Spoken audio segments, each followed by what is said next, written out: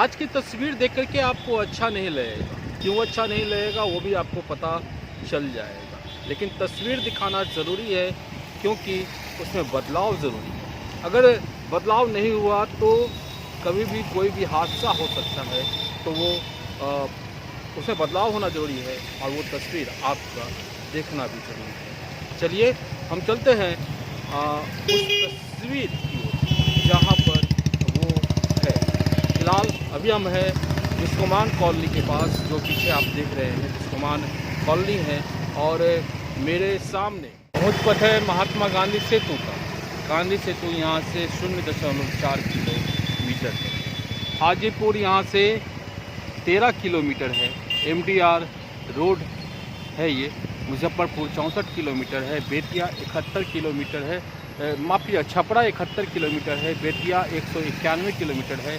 Darbhanga 136 kilometre है और Samastipur 79 kilometre है। ये वो ज़िले हैं, प्रमुख ज़िले हैं जो जुड़ते हैं और भी कई ज़िले जुड़ते हैं। सामने बिस्कोमान कॉलोनी का गोलंबर है, जहाँ पे गाड़ियाँ इधर महात्मा गांधी सेतु की तरफ जाने के लिए आगे बढ़ती हैं। हम चलेंगे अभी हाजीपुर तक और आपको वो तस्वीर दिखाएंगे। आपसे बस इतना ही निवेदन है कि आप मैक्सिमम इस वीडियो को शेयर कीजिएगा, ताकि जो परेशानी हो रही है लोगों को वो ना हो, उसमें कमी आए, वो ख़त्म हो और उसका मरम्मत हो। चलिए चलते हैं।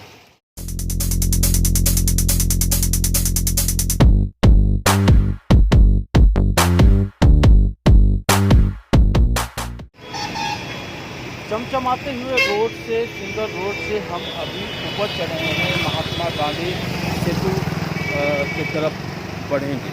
और यहाँ से जो तस्वीर आपको रास्ते की दिखेगी, उस तस्वीर को देख करके आपका हो सकता है दिल बदल, लेकिन तस्वीर दिखाना ज़रूरी है ताकि इसमें बदलाव हो, इसका मरम्मत हो। ऐसा नहीं है कि इसका मरम्मत नहीं हुआ है। अभी हाल ही में कुछ दिन पहले ही इसका मरम्मत हुआ है, पैच हुआ है। और फिर जिस दिन हुआ था उसी दिन कुछ गड्ढे दिखने लगे थे और फिर गड्ढा ऐसा बढ़ा कि आप देख करके दंग रह जाए। चलिए चलते हैं और हाजीपुर तक की तस्वीर आपको हम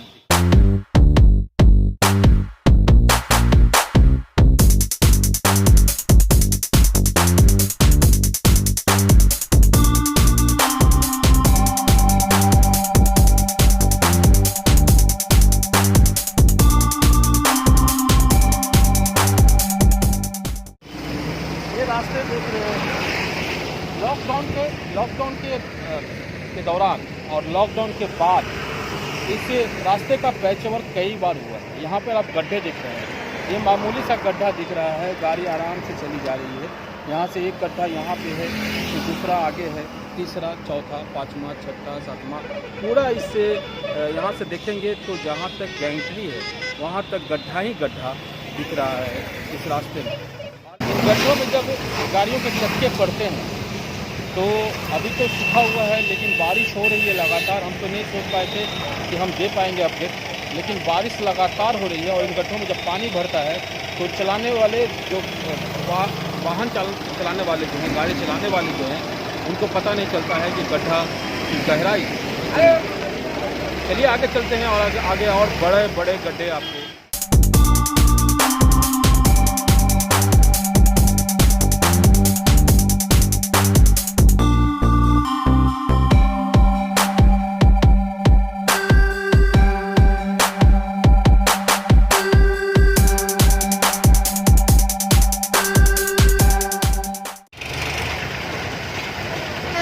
गड्ढों से बचते बचाते किसी तरह गाड़ियाँ आती है, फिर भी गड्ढे में बढ़ी जाती है। ये देख सकते हैं कितना हो सकता है। अभी तो सूखा हुआ है तो इनको इस तरफ पानी है और गड्ढे में किस प्रकार गाड़ियों के चक्के पड़ रहे हैं, ये आप देख सकते हैं। रोड पे एक भी गड्ढे नहीं होने की बात कही जाती है। आप देख सकते हैं कि गाड़ियों के दबाव से गड्ढा जो है बढ़ता ही जा रहा है। तो तस्वीर हम आपको दिखा रहे हैं। महात्मा गांधी सेतु का यहाँ से संपर्क पथ खत्म होता है और एलिवेटेड पार्ट शुरू होता है, यानी कि पुल शुरू होता है।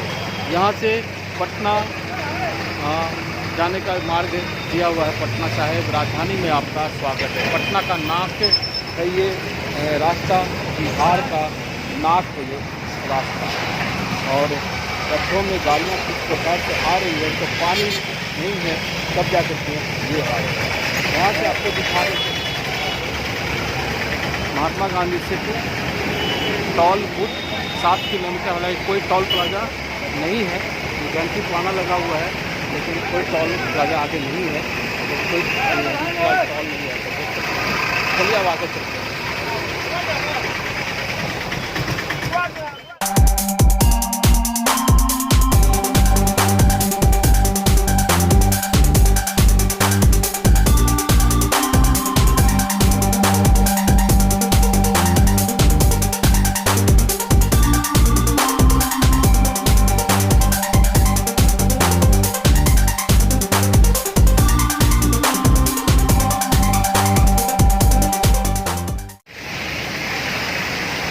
जो गड्ढा आपने देखा था वो तो कुछ नहीं होता, अभी तो यहाँ पे भी कुछ नहीं करता है गड्ढा। जब आप आगे देखेंगे तो आप भी दंग रह जाएंगे।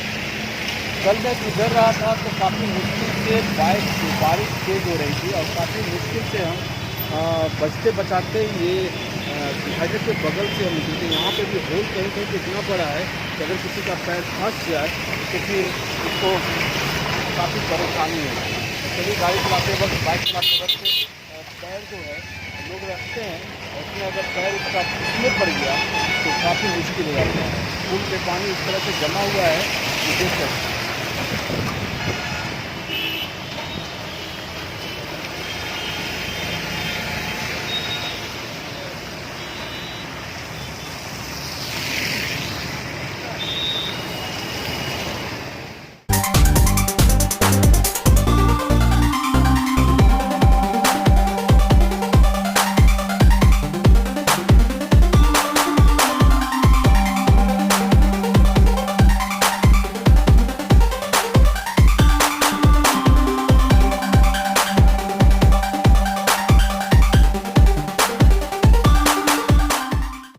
कितना बचिएगा और कहाँ कहाँ बचिएगा।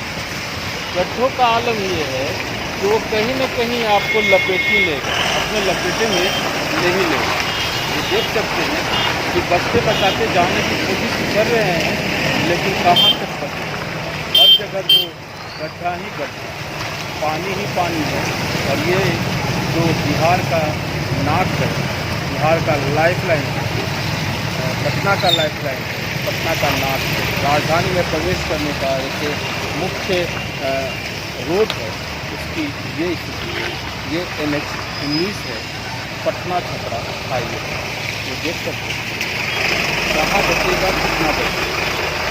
हर जगह तो गड्ढे ही गड्ढे।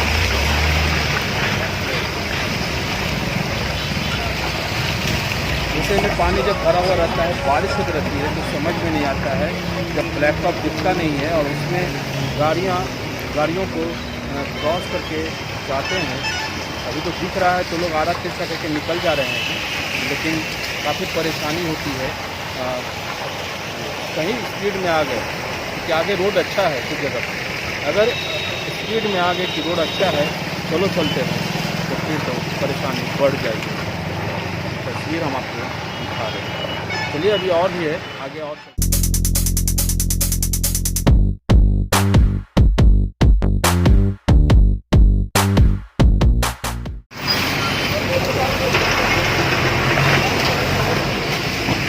देख लीजिए पानी की गहराई। चक्के के दबाव से जब पानी बाहर निकलता है गोले मार करके, तो आप देख सकते हैं और समझ सकते हैं कि क्या स्थिति है रोड। ये 4 दिन पहले बैच इसका नहीं हुआ और आप देख सकते हैं कि बस वाले भी आराम से पूरा स्पीड में आते हैं और इस गोले मारते हैं। ये देखिए, एक, ये देखिए, 2, यहाँ पे ये भी नहीं बचता है, 1। कहाँ बचिएगा, कितना बचिएगा। और इसी में धोखा हो सकता है। और हम ज़्यादा दूर अभी नहीं बढ़े हैं, तो पहुँच पर जहाँ पे ख़त्म हुआ है हम ज़्यादा दूर नहीं बढ़े हैं और ये स्थिति है। ये देख सकते हैं किस की गलती है, अभी हाल ही में इसका पैच हुआ। आप डिवाइडर का कलर देख के समझ सकते हैं कि पेंट भी ज़्यादा दिन पहले नहीं हुआ है। ये देख सकते हैं जहाँ से हम चले थे आगे गाँव से दिख रहा है, ये गाड़ियों की कतार, बड़ी बड़ी गाड़ियों की कतार आ रही है और वो गड्ढों में पड़ रही है। गड्ढों से गड्ढा तो है ही, और रोड जो है उनके चक्कों के दबाव से भी ख़राब हो रहा है। अब ये मत कहिए कि लोड की वजह से रास्ते ख़राब हो रहे हैं, क्योंकि अगर लोड का आपको अनुमान पूरी तरह से है, अगर लोड का अनुमान नहीं होता तो महात्मा गांधी सेतु का जो रिप्लेस किया हुआ रोड है वो भी उसमें भी गड्ढे होते, लेकिन नहीं, ये देख सकते हैं इतना सावधानी से ड्राइवर जो है उनको देखिए, वो बाई में आएंगे और बाई में जाएंगे।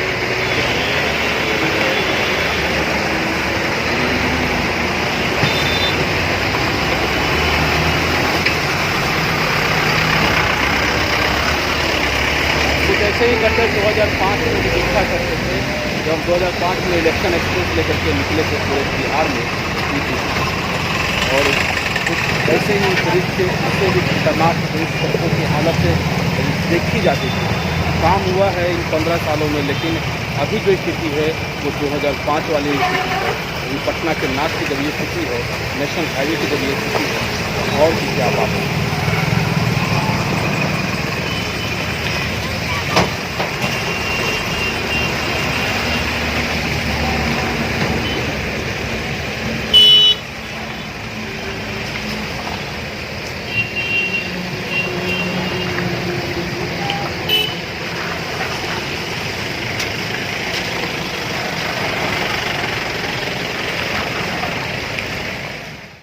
ये भी एक पुल ही है, गांधी सेतु का जो मेन जो सुपर स्ट्रक्चर है वो तो आगे है, लेकिन ये भी गर्डर ब्रिज है।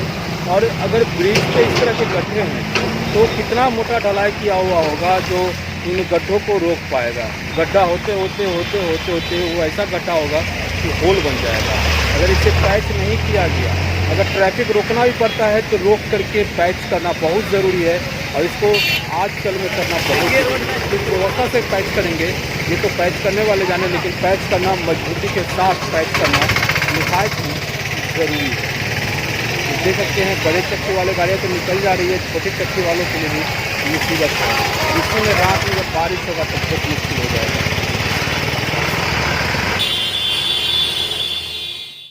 देख रहे हैं यहाँ पे और भयानक स्थिति, पूरा एक लाइन से ये स्थिति है यहाँ पर महात्मा गांधी सेतु के।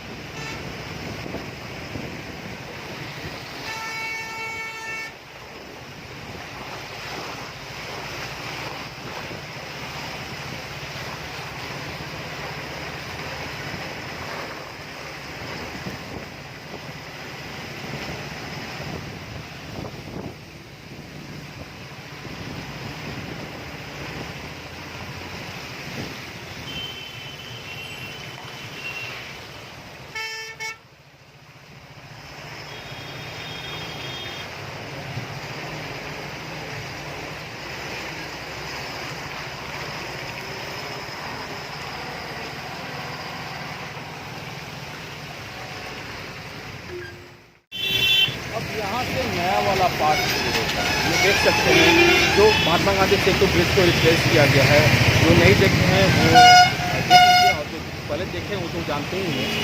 इसका इनॉग्रेशन जो है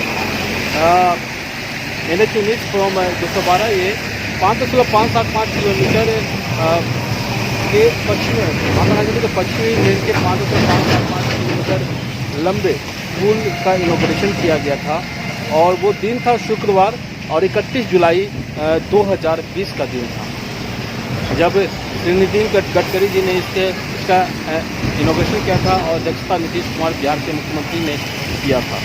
सुपर स्ट्रक्चर को रिप्लेस करके और ये किया गया और उसी के मतलब 31 जुलाई के पहले इसका पैच वर्क किया गया था। रोड को पूरी तरह से बनाया गया था वहाँ पर गैंट्री वाला जो है ये पूरा पैच वर्क किया गया और उसी समय एक दो जगह गड्ढे दिख गए थे और उधर वाला पैच वर्क चल रहा था इनॉग्रेशन के दिन भी और बाद में आगे हाजीपुर में स्कूल के बाद जो पैच वर्क हुआ वो इनोवेशन के बाद भी हुआ और कुछ उससे पहले भी हुआ। उधर की स्थिति इधर से भी ख़राब है। वहाँ तो अचानक ही अगर स्पीड में जाते हैं तो पता नहीं चलता अंधेरा में स्पीड कर सकते हैं। चलिए हम चलेंगे अभी इस बार और वीडियो लंबा हो गया है लेकिन आपको अंत तक देखना ज़रूरी है और शेयर करना भी ज़रूरी है ताकि लोग ज़्यादा से ज़्यादा तक पहुँच सके और संबंधित लोग इसका जल्दी से जल्दी इसका पैच कर सकें। चलिए हम चलते हैं उस पर।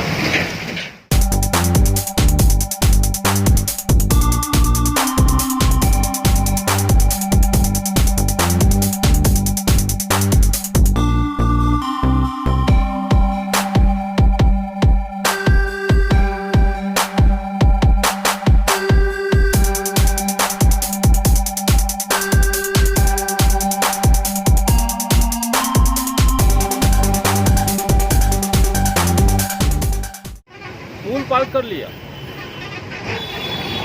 1.5 दशक बाद चारों लेन चालू है महात्मा गांधी सेतु का। ये मैं कई बार बता चुका हूँ। इससे नए वाले पुल के बन जाएंगे। अभी यहाँ पर स्थिति है पुल पार करने के बाद पहला सामना करना पड़ता है वो आपको दिखाते हैं और चलते हैं वहाँ तक और दिखाते हैं मतलब कि हाजीपुर चलते हैं और दिखाते हैं कि क्या स्थिति है रोड।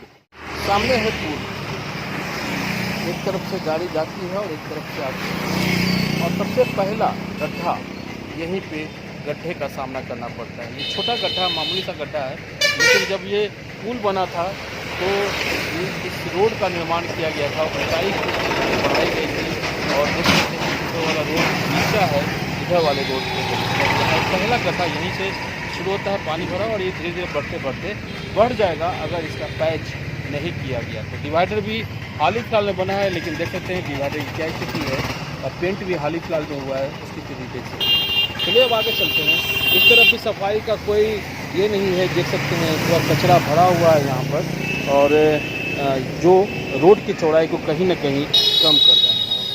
देख सकते हैं पुल का कोई मेंटेनेंस नहीं देखने को मिल रहा है। गंदगी उसी तरह से भरा हुआ है। जो जालियाँ लगाई गई थी पानी के निकास के लिए तो पूरी तरह से मिट्टी भर गया है।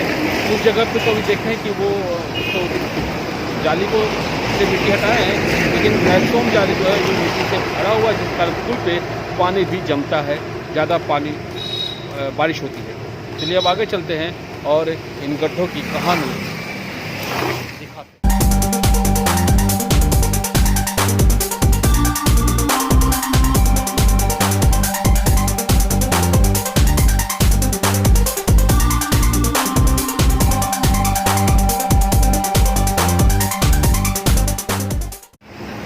से तो पुल पार करने के बाद छोटे बड़े गड्ढे तो मिले ही। यहाँ पर जो रोड की स्थिति देख सकते हैं कैसा वेव बना हुआ है और ये अचानक स्पीड में आती हुई गाड़ियों के लिए घातक है, पता नहीं चलता है। देख सकते हैं किस प्रकार डिवाइडर के पास जो अलकतरा और गिट्टी है ये इस प्रकार से वेव बन करके मोटा बन करके निकल गया। ये देख सकते हैं यहाँ ये तो कुछ नहीं है, अभी आगे और भी खतरनाक गड्ढा है वो भी हम आपको। डिवाइडर ब्रेक हो रहा है, ये उसी का हिस्सा है जो बनाया गया है उसके बाद का ही पार्ट पूरा भी किया जा रहा है और रोड की स्थिति ये है जो आपके सामने देख सकते हैं। ये डिवाइडर की ट्रेन पूरी तरह से नहीं हुआ है।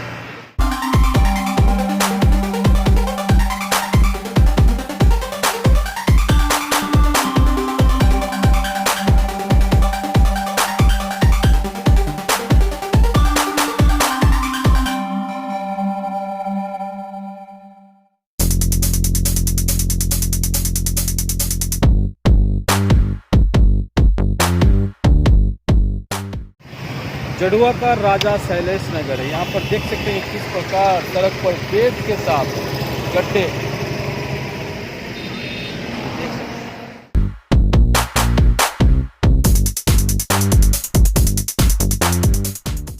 ये पासवान चौक है। सड़क पर फैले गिट्टी को देखकर तो समझ में आ गया होगा कि यहाँ भी रोड की स्थिति ठीक है। पासवान चौक का इलाका है, इसलिए वो आगे चलते हैं। आगे बहुत जल्दी हम इसका बाइंड अप करें।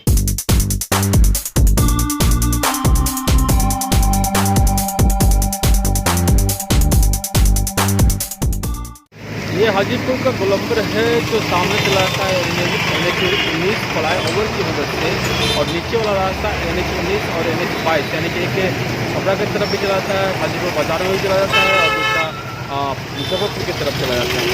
यहाँ से महात्मा गांधी सेतु 6 किलोमीटर है, पटना 15 किलोमीटर है। टोल बूथ अहेड लिखा हुआ है, लेकिन आगे कोई टोल प्लाजा नहीं है। और रोड की स्थिति आप देख ही रहे हैं। ये स्थिति है NH-19 की, जो 8 लेन का होने वाला है, और जिसका 31 जुलाई से कुछ दिन पहले से लेकर के अभी तक काम पैच का चल रहा है। डिवाइडर अभी पेंट होना बाकी है। अब ये मत कहिएगा कि बारिश की वजह से ऐसा हुआ है, या ये मत कहिएगा कि लोड,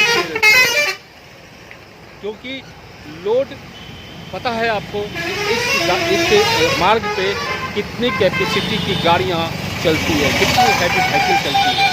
और बारिश की वजह से इसलिए भी नहीं कर सकते हैं क्योंकि पटना का राजेंद्र नगर याद होगा, बहादुरपुर याद होगा, और प्रिंस धर्मशाला याद होगा कि जहाँ 10 दिन मतलब कई दिन तक पानी रहा था। 10 दिन नहीं कहेंगे, कई दिन तक पानी रहा था उस सड़क पर, और उस सड़क में 1 इंच का सुराग नहीं हुआ था, 1 इंच का छेद नहीं हुआ था। तो ये मत कहिए कि पानी की वजह से रोड खराब हो गया। रोड की क्वालिटी और रोड का जो सहने की क्षमता है वो कहीं न कहीं कमज़ोर है, तभी ऐसी इसकी स्थिति हुई है, जिसमें सुधार होना बाकी है। आप भी सोच रहे होंगे कि विकास की तस्वीर दिखाने वाला इंद्रसेन आज ये क्यों दिखा रहा है।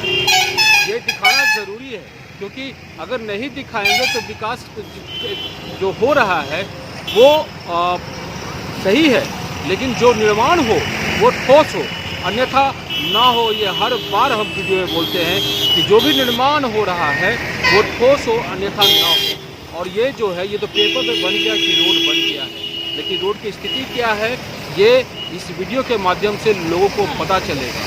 क्योंकि पेपर पे फिर से एक टाइम टेबल के बाद ही इसका पैच वर्क शुरू होगा। तब तक के गाड़ियों के अंचर पंचर ढीले होते रहेंगे, खतरा बढ़ता रहेगा, हादसा होता रहेगा। तो हादसा ना हो, खतरा ना बढ़े, और रोड का पैच वर्क हो, क्योंकि ये पटना का और बिहार का वैशाली का नाक है, तो इसे दुरुस्त होना ज़रूरी है।